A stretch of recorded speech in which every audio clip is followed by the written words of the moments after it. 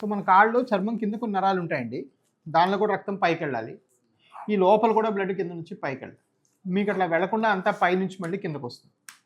చెడు రక్తం పైనుంచి మళ్ళీ కిందకు వచ్చేదాన్ని వెరికోస్ వెయిన్స్ అంటారు. దాన్ని పాత రోజుల్లో కట్ చేసి తీసేవాళ్ళం. అలా చేయకుండా చిన్న సూది పెట్టి లోపలే కరిగించేస్తాం. అదొక అరగంట ఆపరేషను. అదైన 2-3 అవర్స్కి మీరు ఇంటికి వెళ్ళొచ్చు. ఎక్కడ కట్ చేయటం, కుట్లేయటం, మత్తు తీయటం లేకుండా ఉంటుంది. అవి చేసుకుంటేనే మీకు తగ్గుతాయి. లేకపోతే కాళ్ళు పెద్ద పెద్ద బెజ్జాలు పడి ఇంకా పెరుగుతాయి. బెజ్జం 5 సెంటీమీటర్లు దాటిపోతే దాన్ని మేము గ్యాంగ్రీన్ అని సంబోధిస్తాం. పిల్లలకు నేర్పించడానికి ఇది వెరికోస్ వెయిన్స్ అని బొమ్మ అనమాట.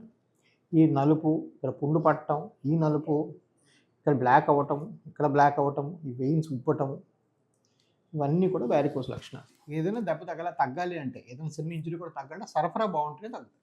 సరేనా? వీటి కాస్ట్ డీటెయిల్స్ అన్నీ చెప్తారు. ప్లాన్ చేసుకొని టైం చేసుకొని బెడ్ రెస్ట్ ఏముండదు. నెక్స్ట్ ఏం పని చేసుకోండి.